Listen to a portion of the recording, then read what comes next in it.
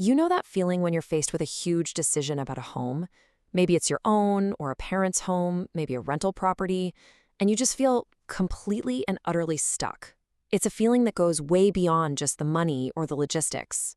Today, we're going to talk about that feeling, but more importantly, we're going to talk about a clear path through it. It all starts with giving a name to that just overwhelming sense of confusion. And that's just the perfect word for it, isn't it? The fog. That feeling where you just don't know who to trust, you have no idea what to do first, or what's going to happen if you choose the wrong path. This quote, man, it gets right to the heart of that emotional paralysis so many of us have felt. So let's picture this for a second. You're at the kitchen table, it's quiet, but your mind, it's just screaming.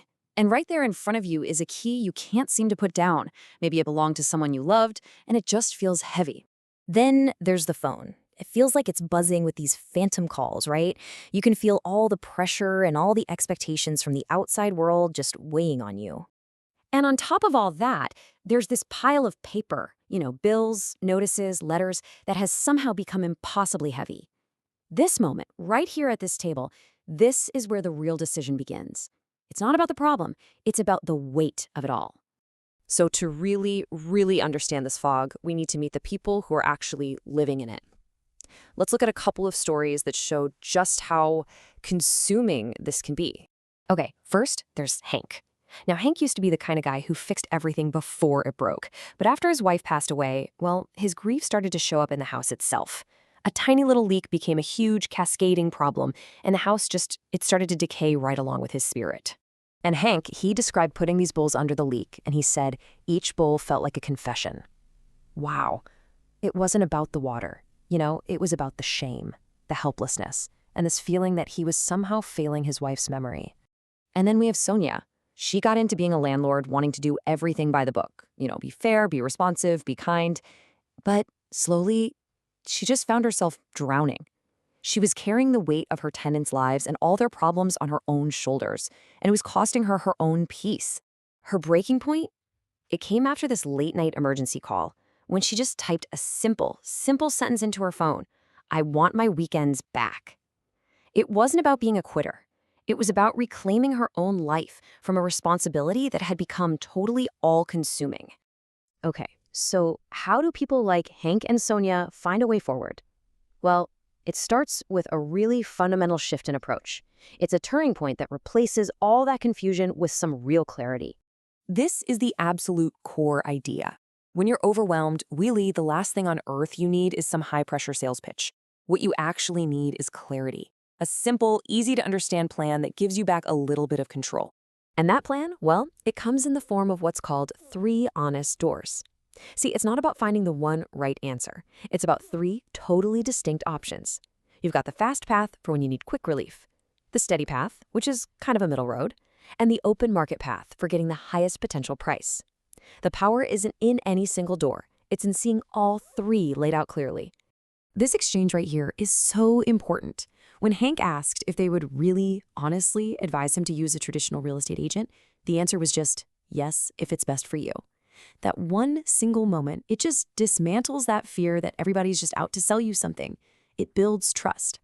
But how do you make that trust something you can actually feel, something tangible? Well, it comes down to a set of principles that turn good intentions into actions you can count on. Each one of these principles is designed to fight that fog. I mean, think about it. Transparency is protection. Or this one, silence creates anxiety. And they mean it. A commitment to not doing silence. Imagine getting a written update every single Friday instead of sitting there wondering what in the world is going on. The whole idea is to explain things until you get it, making sure there are absolutely no surprises. So here's the crucial point. Clarity. In this context, it's actually an emotional tool. It's so much more than just facts and figures on a page. It's the feeling that you are safe, that you're understood, and that you are in control of your own story. And when you finally move from that fog of confusion to a real foundation of clarity, the result, it's profound. It's really all about one thing, relief. I mean, look at this transformation. It's huge. You go from feeling overwhelmed, totally isolated, and trapped inside that fog, to feeling clear, supported, and finally free once you have that plan. It is a complete emotional 180. And we're not talking about just a little sigh of relief here. No, no, no. This is that deep physical release. That feeling where the tension that you've been carrying around for months, maybe even years, just finally lets go and you can breathe again.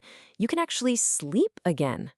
So if you or someone you know is sitting at that kitchen table right now, what do you do? How do you demand this level of clarity for yourself? This is the essential question, isn't it? The power to get out of the fog isn't about finding some kind of magic solution. It's about knowing what you have the right to demand. Here are your tools, your non-negotiables. First, ask for at least 3 honest options, not just one. Second, demand a written plan, because if they won't write it down, it's not real. And third, insist on respectful privacy. Your story is yours and yours alone. These 3 demands, they protect you. And let's just end with this. This is why all of this matters so much. Houses aren't just numbers on a spreadsheet. They hold our memories, our grief, our hopes, our futures.